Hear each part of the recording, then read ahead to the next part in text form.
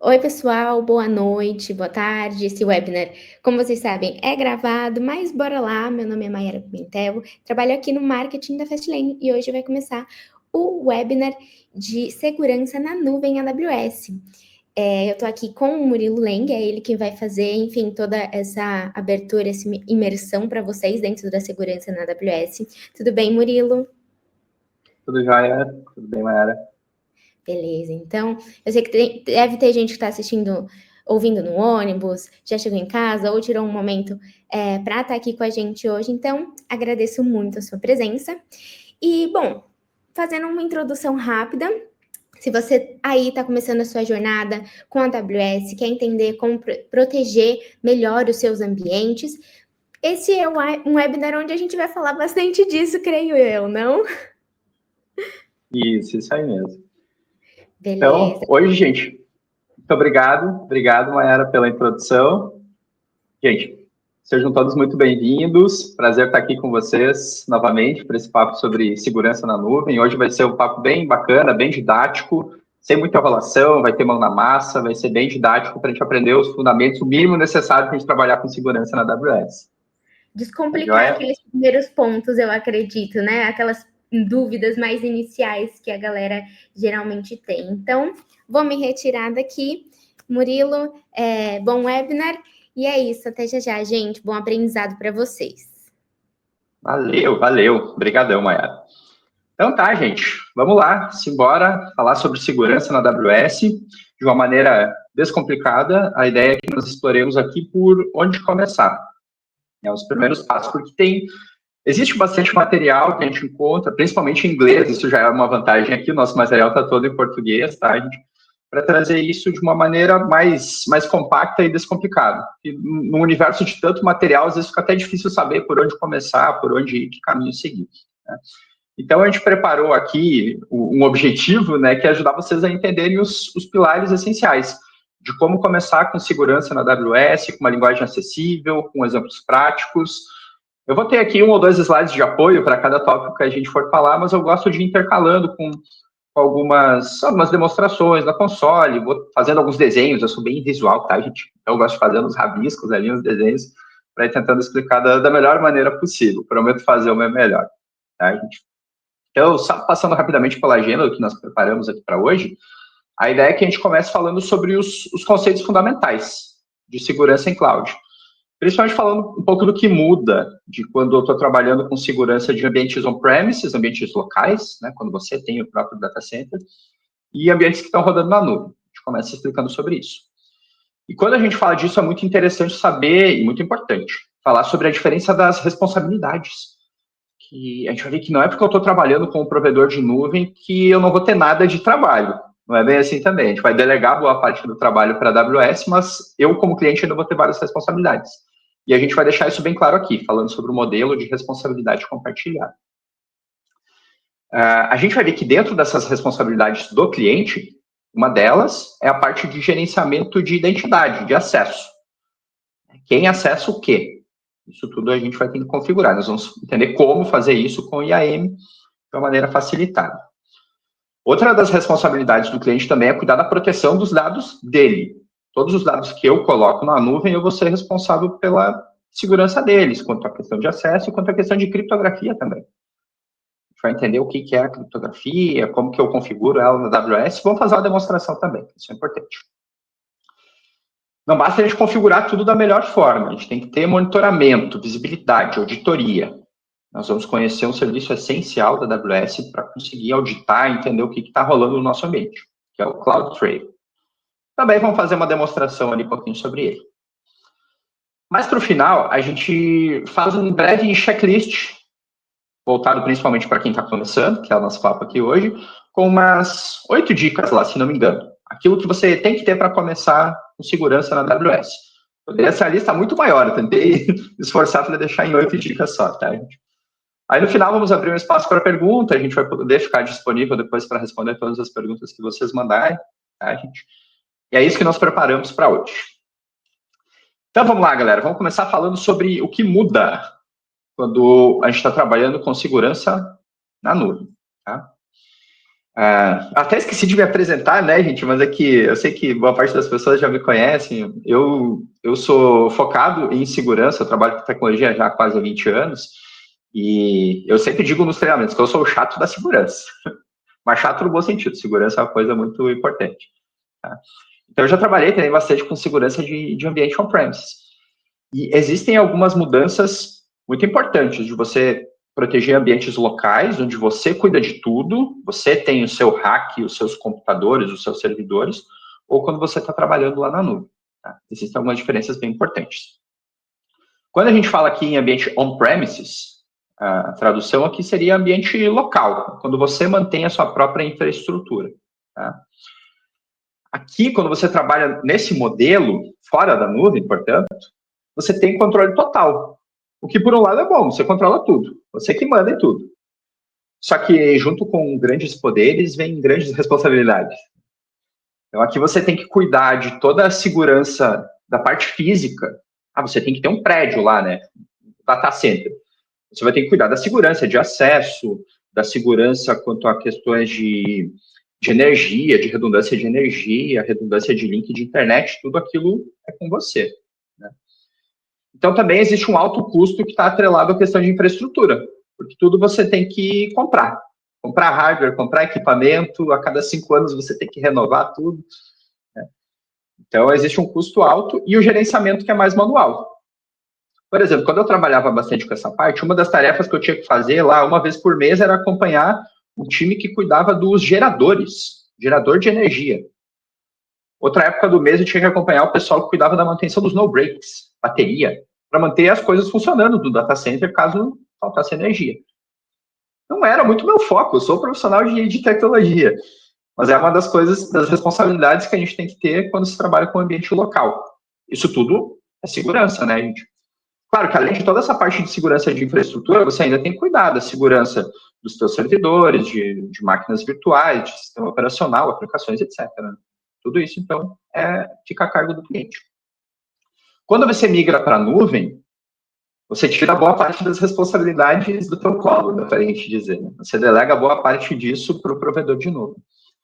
Então, o nosso papo aqui hoje vai ser focado em AWS, e com a AWS a gente tem muita escalabilidade e automação. Tem muitos serviços já pré-prontos para usar, com alta disponibilidade, com resiliência embutido, né? Então, isso é muito, muito bom, muito positivo. Você tira boa parte das suas responsabilidades e delega isso para o provedor. Só que aqui também acabam vindo alguns riscos diferentes dos riscos que você teria on-premises. Você tem o risco de exposição se mal configurado. Porque quando a gente trabalha com a nuvem, né, pessoal, está tudo acessível via internet. Tudo que você acessa está rodando em um data center que está longe de você fisicamente. Aí, então, você vai ter que ter alguns cuidados a mais quanto à proteção. Se você tomar os devidos cuidados, excelente. Agora, se você não tomar, são algumas brechas que se abrem. O ponto muito positivo é que você tem muitas ferramentas de segurança integradas. Gente, a AWS, você sabe que hoje ela tem mais de 200 serviços. Né? E dentro desse mar de serviços, boa parte deles é de segurança. A gente vai explorar um pouquinho a ponta do iceberg aqui hoje, porque a ideia é falar de fundamentos, né, se aprofundar muito, mas tem muita coisa bacana, tá? A gente tem um treinamento que a gente entrega de segurança na AWS, por exemplo, que é de 3 dias. Então, tem bastante coisa. Bom, uma coisa que muda bastante quando a gente trabalha com ambientes em nuvem é a cultura da segurança, né? Porque você vai poder mudar a tua cultura de segurança para não focar mais tanto na infraestrutura, naquela parte física, mas para usar serviços gerenciados que te entregam coisas mais prontas. Você vai poder ter uma visibilidade com logs. Todos esse monte de serviços que a nuvem te proporciona, a absoluta maioria deles já tem uma integração com ferramentas de log, para você entender tudo o que está acontecendo no teu ambiente, ter visibilidade.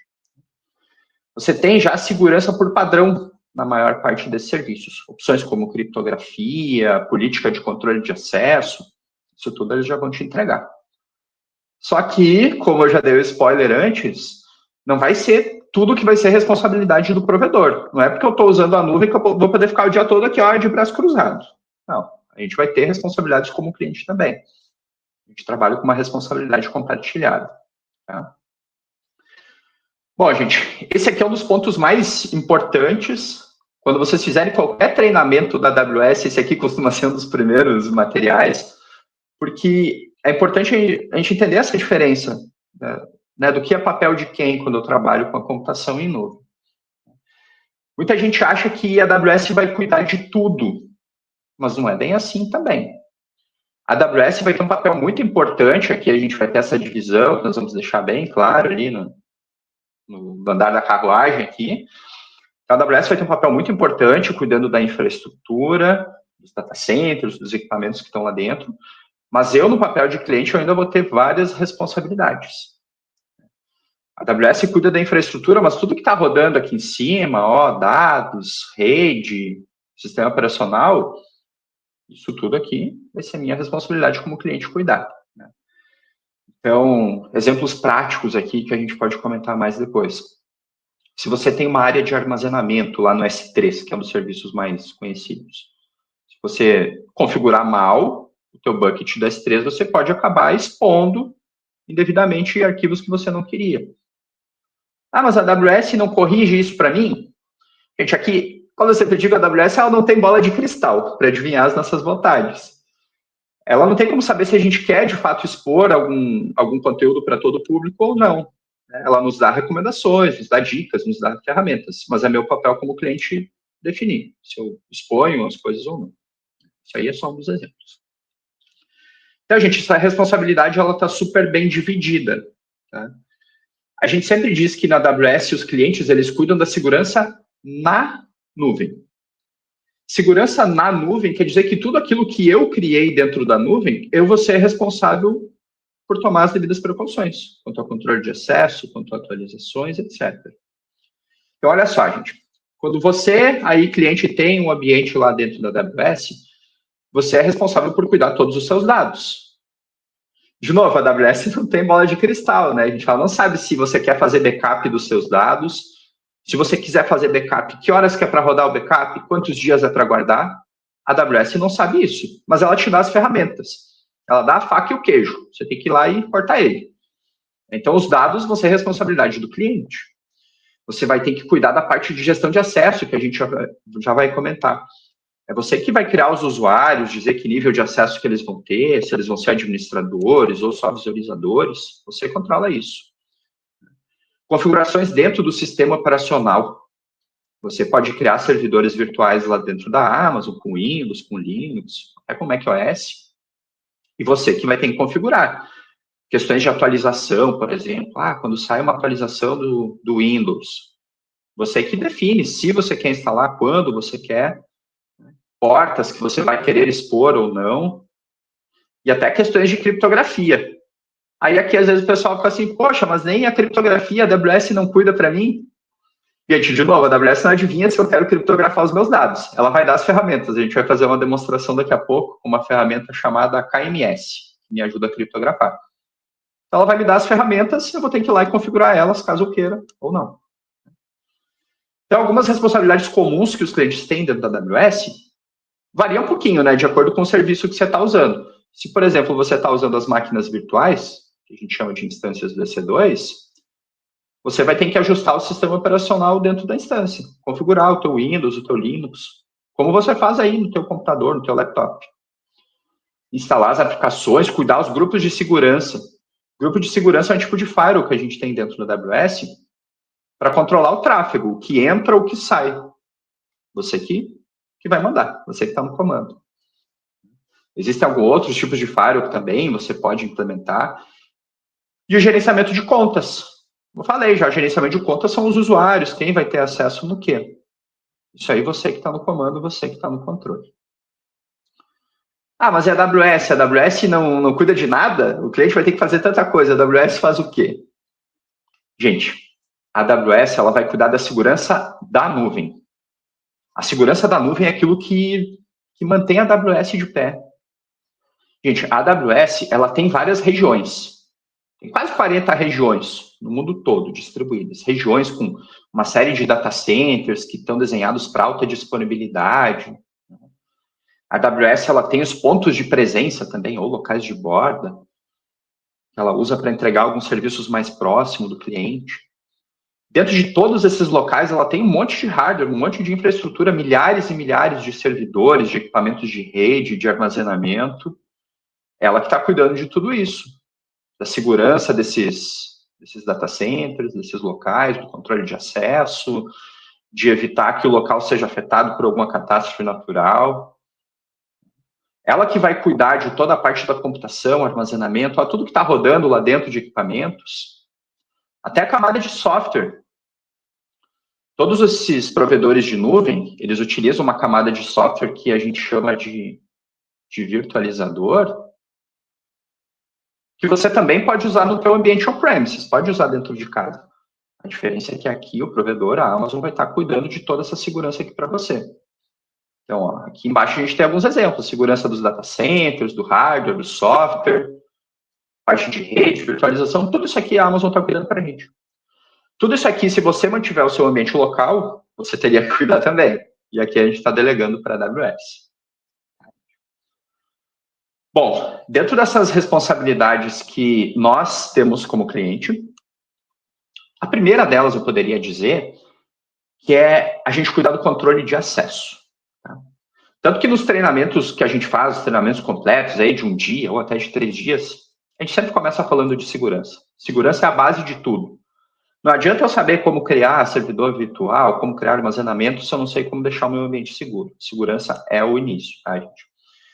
E aí, dentro da AWS, existe um serviço que a gente usa para controlar os acessos. Quem pode fazer o que dentro da nossa nuvem? Quem pode acessar, que é o que a gente chama de autenticação, né? Criar usuários e senhas. E lá eu também configuro a autorização. Uma vez que você já acessou o ambiente, qual o nível de acesso que você vai ter? Você vai ser administrador, você vai acessar só um serviço, você vai ter acesso de visualização. Então, isso tudo a gente configura dentro do IAM, tá? Já vou fazer uma demonstração rápida lá no IAM, gente. Eu já falei um pouquinho do papel dele. E existem algumas melhores práticas para a gente trabalhar com o IAM. Existe uma até que não está aqui, ela vai aparecer depois lá no final, nas melhores práticas, mas eu já vou aproveitar e antecipar ela aqui. Gente, toda a conta da AWS, quando você cria ela, você recebe um usuário que a gente chama de root, no inglês, seria o usuário raiz, em português, né? Esse usuário raiz, ele é quem manda na conta, quem pode fazer tudo. Ele é um usuário super privilegiado. Como ele é um usuário super privilegiado, não é bacana a gente ficar usando ele no dia a dia. Porque quanto mais eu uso ele, mais eu estou sujeito a correr riscos de vazar uma credencial, de alguém conseguir explorar alguma vulnerabilidade. Então, o ideal é a gente não usar no dia a dia, né? Esse usuário aqui, deixar ele só para algumas situações super pontuais. Essa aqui é a primeira melhor prática de todas, como se fosse o nosso primeiro mandamento da AWS. Existe uma outra prática que é muito importante, que é o que nós chamamos de princípio do menor privilégio, ou do privilégio mínimo. Existem algumas traduções diferentes. A ideia aqui, gente, é simples. É você não dar mais acesso para a pessoa do que ela precisa para desempenhar as funções dela do dia a dia. Exagerando aqui um pouco, tá? Esse aqui você tem pessoas que trabalham com, sei lá, com auditoria. E tem que ter acesso na sua conta da AWS. Será que essa pessoa que trabalha na auditoria, ela vai ter que ter acessos para, sei lá, para deletar recursos, para excluir coisas? Provavelmente não. Quem trabalha na auditoria normalmente precisa ter um acesso de visualização. Claro, eu estou exagerando aqui um pouco, mas essa é a ideia por trás do conceito do menor privilégio. Não dá mais acesso do que a pessoa precisa para desempenhar as funções do dia a dia. Por que isso, né, gente? Não é porque a gente é mau, a gente não quer dar acesso. Porque eu estou diminuindo o meu raio de exposição. Se eu dou mais acesso do que alguém precisa para o dia a dia, eu vou estar correndo mais riscos. Aqui, a ideia é a gente mitigar, diminuir os riscos. Então, a gente estava falando aqui um pouco das melhores práticas. Vamos fazer um desenho aqui para a gente deixar as coisas um pouco mais didáticas, tá?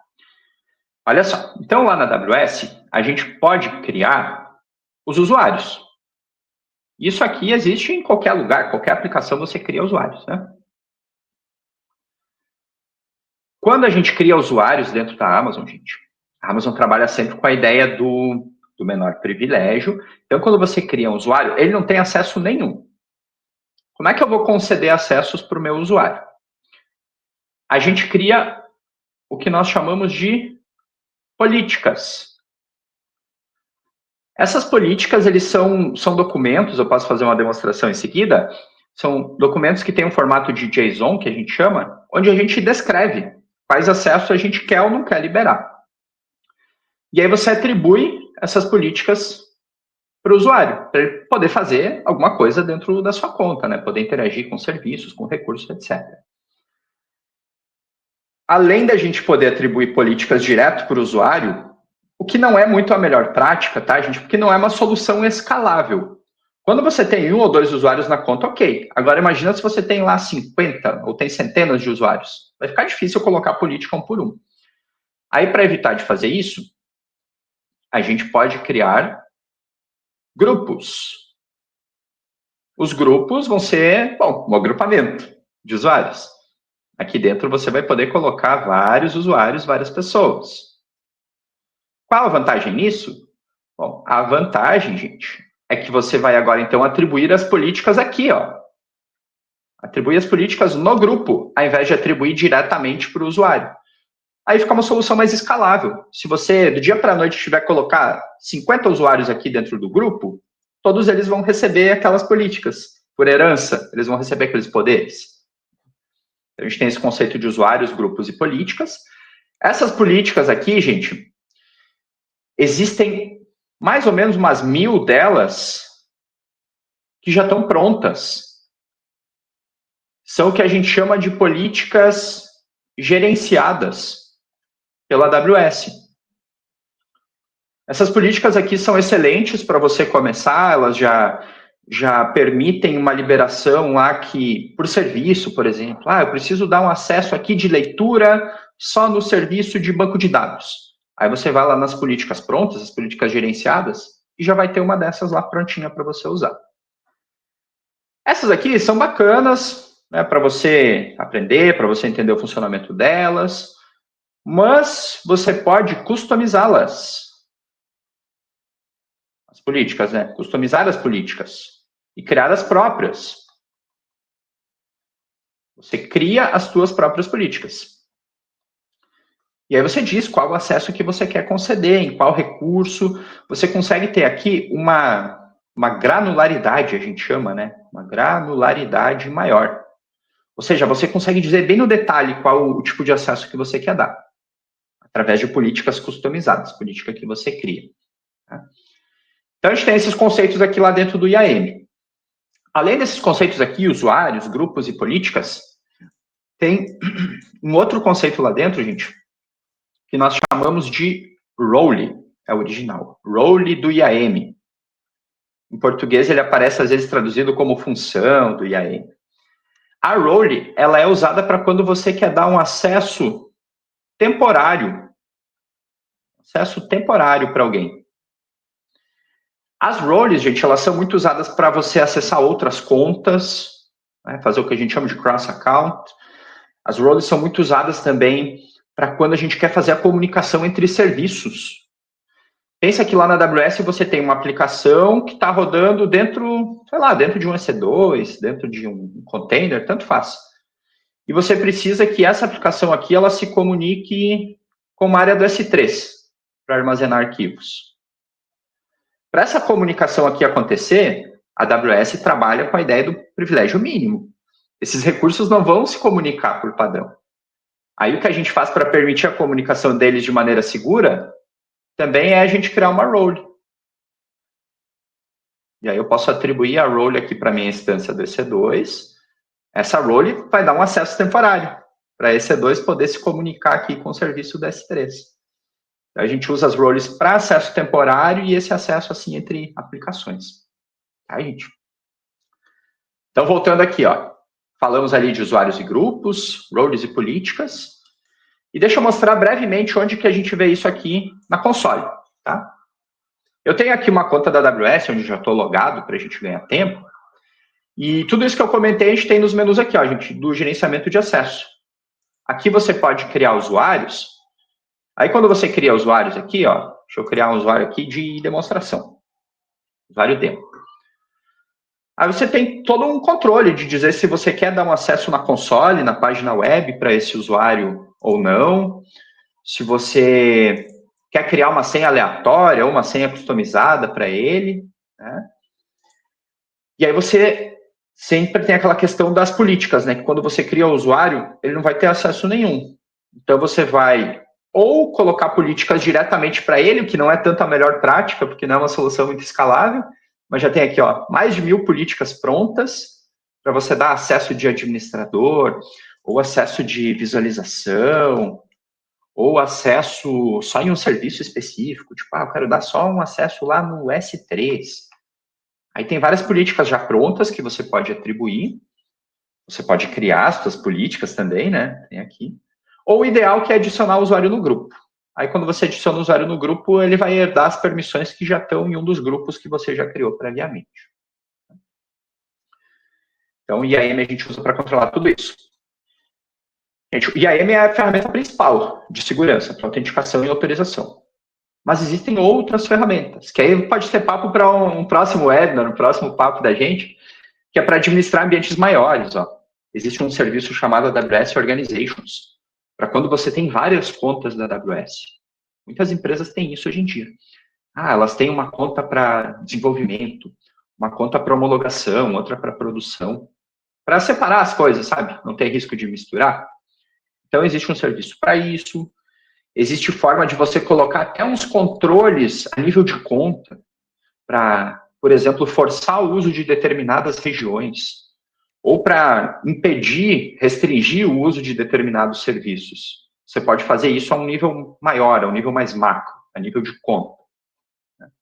E existem também ferramentas para um controle centralizado, quando você, por exemplo, você já tem um serviço de criação de usuários, a gente chama de serviço de diretório, você já tem ele dentro de casa. E aí você não quer ter que recriar todos os usuários dentro da AWS. Dá para a gente fazer isso. Dá para fazer tipo um sync, né? Usando uma ferramenta para a gente proporcionar um login único. Existe isso também. Tá? Não vai ser o papo aqui para hoje, porque hoje o negócio é mais inicial. Mas saibam que existem essas opções também. Tá? Então, gente, a IAM é uma das nossas principais responsabilidades. Tá? Outra das responsabilidades do cliente é proteger os dados que estão rodando lá dentro. A proteção dos dados, ela pode se dar com o backup, a gente fala um pouquinho depois, e a proteção dos dados também pode se dar com criptografia. Gente, criptografia não é uma coisa nova, já existia lá desde, de antes de Cristo, onde o pessoal mandava mensagens criptografadas, mensagens cifradas, né, para que os oponentes de guerra lá não conseguissem ver. Aqui não deixa de ser uma guerra que a gente tem, uma guerra online, onde o nosso objetivo é proteger os nossos dados e evitar que eles consigam ficar visíveis para alguém que não devia ter acesso a eles. A criptografia é isso. Você protege os seus dados com uma chave, onde só quem tem aquela chave é que vai conseguir olhar o que está lá dentro, os dados que estão lá dentro. A gente pode proteger os dados, gente, com criptografia, tanto em repouso, que são aqueles dados que estão paradinhos, os dados que estão armazenados, quanto os dados em trânsito. Por exemplo, quando eu estou subindo um arquivo daqui do meu computador lá para a AWS, os dados vão estar em trânsito pela internet. Aqui também você pode criptografar os dados que passam pela internet. Então, você consegue botar criptografia nesses dois momentos diferentes. A criptografia, além de impedir que alguém que não devia ter acesso consiga ver as suas coisas, a criptografia também ajuda na conformidade. Para você atender alguns regulamentos, como a gente tem a LGPD aqui no Brasil, existem normas parecidas em outros países. E a criptografia, ela reduz o impacto em caso de vazamento também. Caso os seus dados acabem sendo expostos acidentalmente, o teu impacto não vai ser tão grande, porque é só quem tiver a chave de criptografia que vai conseguir olhar, ler aqueles dados que estão lá dentro. A não ser que você exponha também a chave de criptografia, o estrago não vai ser tão grande. A criptografia, normalmente, ela era muito onerosa para a gente fazer, ela era muito custosa em grana mesmo e em recursos computacionais. Só que com a nuvem a gente consegue usar a ferramenta que tem lá dentro da AWS, para ela trabalhar com esse processo de criptografia, de cifrar os meus dados, os meus objetos. Existe um serviço chamado KMS lá dentro da Amazon. KMS é a sigla em inglês para Key Management Service, é o serviço de gerenciamento de chaves. Vejam que tem a ideia de chave mesmo, né? Como a gente usaria para trancar a nossa casa. O KMS, gente, ele é usado para a criptografia dos dados em repouso, os dados que estão paradinhos, armazenados, e ele tem integração, olha aqui, gente, com mais de 100 serviços da AWS. Ou seja, se você quer criptografar os dados que estão lá no disco da sua instância EC2, ou os dados que estão lá no S3, ou que estão no serviço do banco de dados relacional, todos esses serviços têm integração com o KMS. Você quer proteger esses recursos aqui e outros mais de 100, você pode usar o KMS. Aqui a melhor prática, eu já vou mostrar como usa ele, a melhor prática é você criptografar por padrão as coisas. Porque isso aqui não vai introduzir mais latência, o custo é ínfimo, é pouco representativo, e você vai ter um controle de dizer quem que pode usar aquelas chaves criptográficas. É como eu tenho a chave aqui da minha casa, e só para quem eu entregar a chave da minha casa que vai poder entrar dentro dela. Então aqui também a ideia do privilégio mínimo. Não dê acesso às chaves da sua casa para qualquer um. Cuide. O serviço, gente, que permite a gente fazer isso, ó, é o serviço do KMS. Tá? Então, aqui ele já dá toda a explicação do serviço, um pouquinho do que eu falei agora. E aqui você pode criar as suas chaves. Aí existem alguns tipos diferentes de chave que você pode criar aqui dentro. Normalmente a gente quer a chave simétrica. Chave simétrica quer dizer que eu vou usar uma chave para trancar os arquivos e a mesma chave para abri-los também. É a mesma chave, por isso simétrico. É normalmente a que a gente usa para essas operações de criptografia e descriptografia. Você pode, gente, criar chaves aqui no KMS que sejam de múltiplas regiões. Ah, eu quero criar uma chave aqui do KMS para usar ela na região de São Paulo, mas eu quero que essa chave também possa ser usada em outras regiões, uma região que eu vou usar para backup, por exemplo. Então, isso aqui é bacana, para quando você tem outra região para backup, você criar uma chave que sirva para várias regiões. Isso é um ponto de atenção. Então, você pode colocar aqui um nome amigável para a sua chave. Deixa eu colocar aqui chave demo, tá? De demonstração. Mas o mais importante talvez seja aqui, ó. Você dizer quem que vai ter poder de acessar aquela chave. Quem vai ter poder de acessar ela como administrador, que é o que a gente está vendo aqui, né? O administrador é aquele que vai ter poder total na chave. Eu vou dar o acesso para pouquíssimas pessoas, é a chave da minha casa. E eu também posso dizer quem que vai poder utilizar aquela chave. Quem que vai poder utilizar ela para visualizar objetos, visualizar arquivos, né? Então, você controla quem são os administradores e quem são os utilizadores. Aí, aqui, de repente, você pode dar um acesso mais amplo, né, para os utilizadores. Ó, aí, quando você trabalha lá com o KMS, ele cria uma política também. A política que eu comentava antes é algo que a gente usa para atribuir permissões, né, em usuários e grupos. E a política também é usada aqui nas chaves, para a gente dizer quem que pode ou que não pode acessar as nossas chaves. Então, uma vez que a gente cria, eu estou criando uma chave aqui, tá, gente? Vou só dar um OK para finalizar ela. Uma vez que você conclui a criação de uma chave, como a que eu acabei de criar, a chave demo, eu posso usar ela agora com aqueles mais de 100 serviços diferentes. Agora, se, por exemplo, eu quisesse criar uma área de armazenamento lá no S3, um serviço que a gente usa para armazenamento de grande quantidade de objetos. Caso eu queira criar uma área de armazenamento nova lá no S3, eu vou poder usar aqui mais para baixo, ó, nas opções de criptografia, aquela chavezinha do KMS que eu acabei de criar. Ela vai aparecer aqui agora. Vou escolher as chaves. Vai estar aqui a chave, cadê? A chave demo que a gente acabou de criar. Então, aquela chave que eu criei no serviço do KMS, ela está integrada com S3, ela está integrada com vários outros serviços. Tá, gente? para você ter o controle de quem vai poder usar as chaves aí da sua casa, do seu ambiente na AWS. Bom, falamos de gerenciamento de acesso, falamos de criptografia, também é importante falar sobre o monitoramento e auditoria. Não basta eu estabelecer os controles se eu não monitorá-los. A gente tem que ter uma visualização constante sobre o nosso ambiente.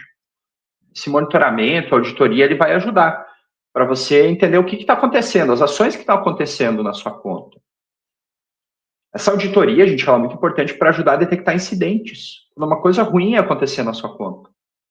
É importante que você detecte o quanto antes possível. O tempo é muito importante. A auditoria, ela também vai ser essencial para questões de conformidade, para você ficar em compliance com determinadas normas, regulamentos.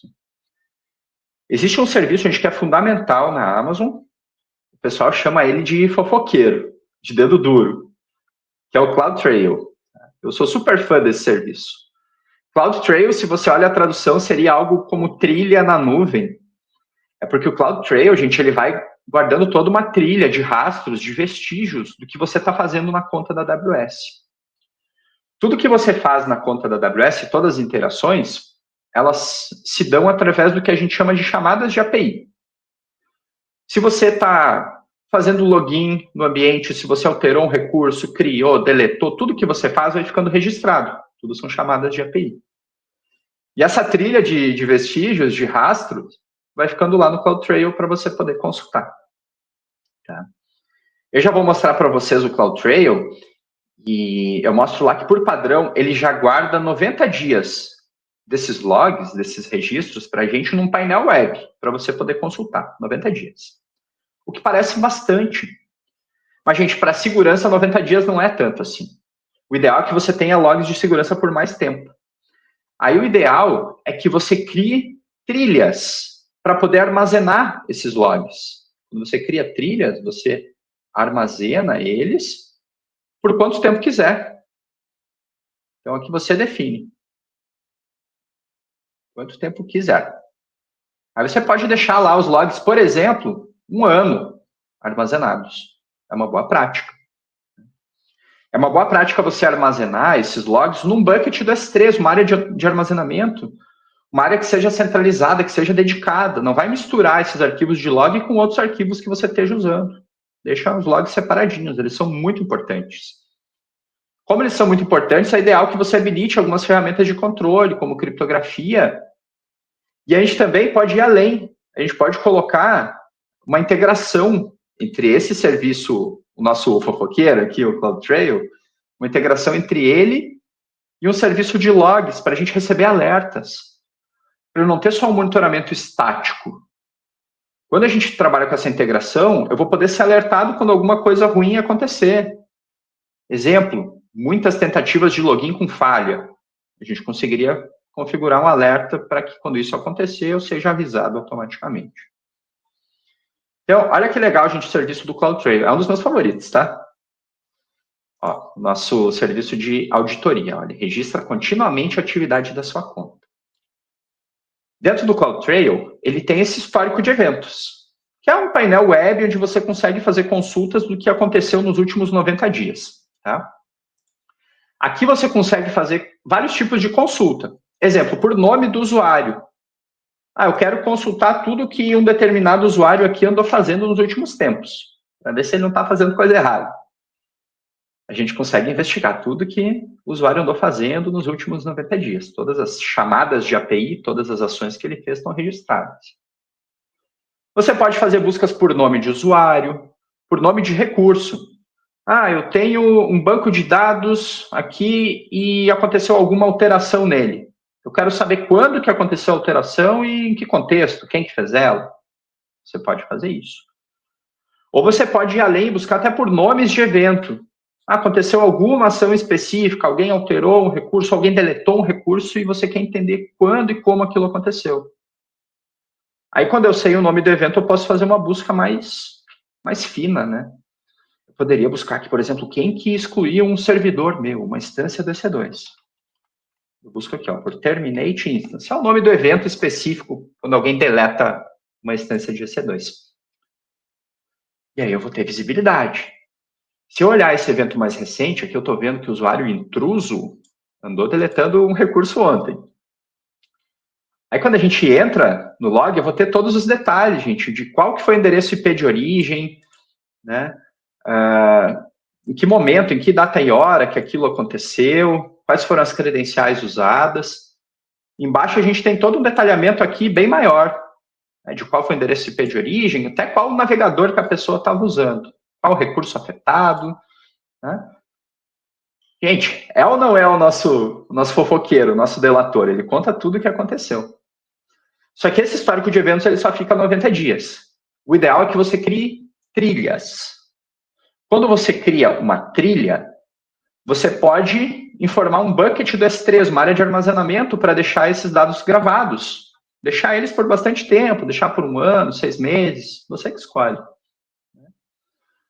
Aí você pode criar essa trilha de vestígios para múltiplas contas. Quando você tem múltiplas contas na AWS, cria uma trilha única para salvar todos os logs no mesmo local. Isso é bom. É uma boa prática também você criptografar esses logs. E olha quem que aparece aqui. O KMS. Aquele serviço de criptografia que a gente acabou de falar. Então, eu poderia vir aqui e selecionar aquela mesma chave do KMS que eu acabei de criar, a chave demo, e usar ela também para criptografar os meus logs, para deixar os meus logs mais seguros. Também é uma boa prática a gente habilitar aqui, ó, uma validação de arquivo. Quando eu marco essa flagzinha aqui, o que a Amazon faz é criar um arquivo de hash. Ela cria um arquivo de hash a cada hora, que é um arquivo que vai mostrar, de uma maneira criptografada, qual é o conteúdo dos logs da última hora. Isso aqui é importante para auditoria, porque quando você precisar consultar algum log depois, você vai poder validar que aquele log não foi adulterado. Por isso, validação do arquivo de log. E você pode fazer integração com outros serviços ainda, do nosso CloudTrail, da nossa trilha, com o serviço de logs. Para uma vez que eu mando os dados de auditoria lá para o outro serviço, eu consigo criar alguns alertas, colocar automações para ser avisado automaticamente. Então, isso aqui é uma boa prática, a gente criar uma trilha totalmente customizada para armazenar os logs por mais tempo. Tá, gente? Então, algumas dicas práticas aí para vocês. Bom, falei bastante aqui já, né? A gente está se encaminhando para a reta final. Mas antes de finalizar, eu quero deixar com vocês um checklist rápido de alguns pontos essenciais para a gente cuidar da segurança na AWS. Como eu adiantei no começo, é difícil falar só em 8 dicas, porque é bastante coisa. Mas com isso aqui, você já tem um bom início de segurança no teu ambiente, tá? O primeiro é não usar a conta root no dia a dia, aquela conta super privilegiada que eu falei, tem muitos poderes, então tem muitas responsabilidades. A conta root, ela tem que ser usada só em alguns casos muito pontuais. Ativar o MFA, gente. MFA é o múltiplo fator de autenticação. É quando para você logar em algum sistema, você colocar a sua senha, e também você tem que informar normalmente um token que pode ser gerado em algum aplicativo. Eu sei que muitas pessoas já usam isso aqui para o WhatsApp, para o Instagram. É sempre bom colocar, tá, gente? O MFA. Na AWS não é diferente. É você usar, gente, aqui ó, o privilégio mínimo que eu falei algumas vezes. Não dê mais acesso do que a pessoa precisa para o dia a dia. E para trabalhar com o princípio do privilégio mínimo, a gente cria as políticas. Aí você pode criar políticas customizadas, para só dar o acesso que as pessoas precisam. Gente, você pode também usar políticas de senha robustas. Isso aqui eu não mostrei, mas eu vou mostrar rapidão aqui, ó, que é bem importante. Aqui no IAM, ó, deixa eu voltar lá para a página inicial dele. Você tem aqui, ó, cadê? Gerenciamento de acesso, configurações da conta. Aqui você pode configurar políticas de senha para forçar um comprimento mínimo de senha, forçar complexidade. Essa aqui é uma conta que eu não tenho nada, tá? É só para demonstrações, então eu não coloquei complexidade da senha. Mas vocês devem fazer isso para exigir caracteres alfanuméricos, maiúsculas, minúsculas, para evitar aquelas senhas muito fáceis. Isso aqui também é de graça, né, gente? Vamos usar esse recurso. Tem um outro recurso que também é de graça, que é o IAM Access Analyzer. Isso aqui, gente, é uma ferramenta que ajuda você a investigar um pouco o teu ambiente do IAM, né, com o ambiente de autenticação e de autorização, para ver se tem pessoas que estão há muito tempo sem fazer login, se elas estão há muito tempo sem trocar a senha, ou ver se você tem recursos que estão compartilhados com fora da tua conta AWS. O Access Analyzer é muito importante também, é mais um serviço gratuito. Ele ajuda você a manter o teu ambiente seguro. Gente, implementar backups regulares. É algo que a gente não falou antes. Mas dentro das responsabilidades do cliente, lembra? Tá proteger os dados. A AWS não sabe se a gente quer ou não backupear os nossos dados. Às vezes tem dados lá dentro que você não precisa backupear eles, não precisa, né? Sei lá, algum dado de demonstração que você tem, ou alguns dados, sei lá, de desenvolvimento, por exemplo, você pode não querer backupear. Os dados que você quer proteger, você vai criar uma política de backups, dizendo o horário que é para rodar os backups, quanto tempo é para manter os backups. Você que vai gerenciar tudo isso e vai cuidar de tudo isso. A gente usar ferramentas de monitoramento e análise. Usar o CloudTrail que eu comentei para fazer auditorias, integrar o CloudTrail com outros serviços para receber alertas automatizados. E, gente, é muito legal que a AWS já tem vários tutoriais prontos. Se você começa a buscar, e depois eu vou dar algumas dicas aqui de material, já tem tudo pronto, de como você enviar os logs do CloudTrail para receber alertas automáticos. E uma última dica importante é não armazenar chaves no código.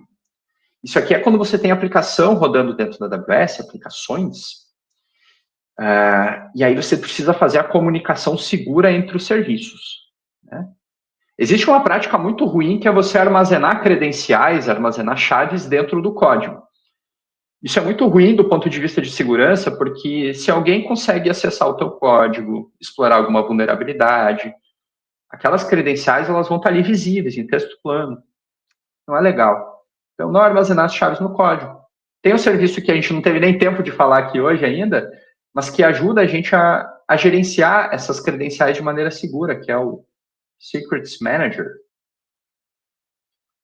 Tem muita ferramenta, né, gente, de segurança para ajudar com quase tudo que vocês precisarem.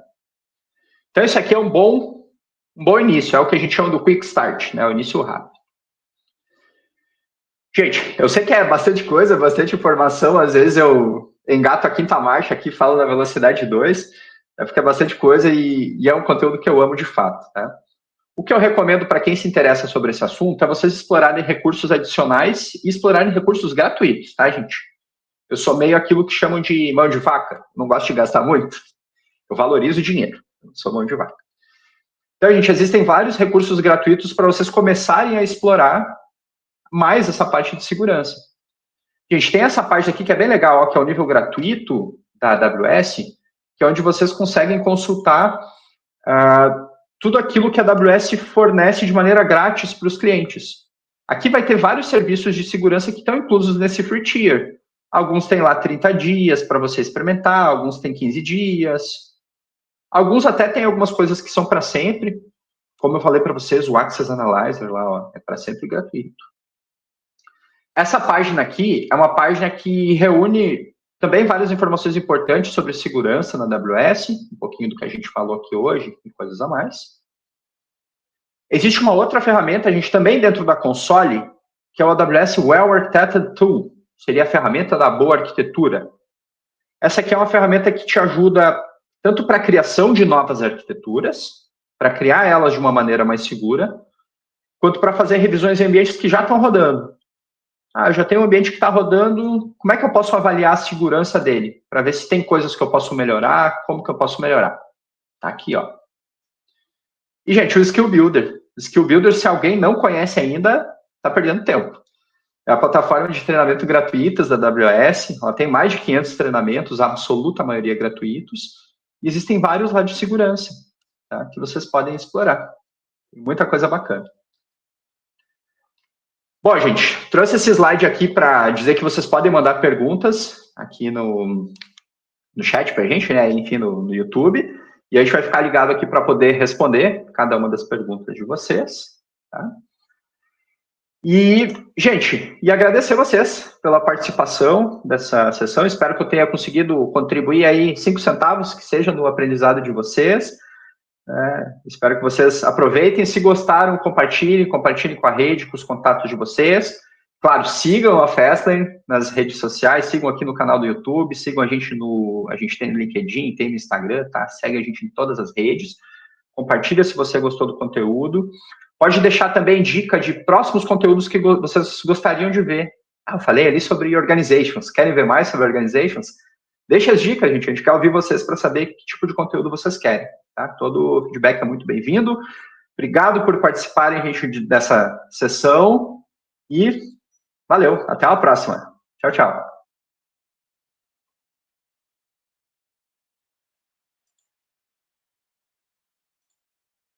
Oi, Murilo, tudo bem? Oi, tudo jóia.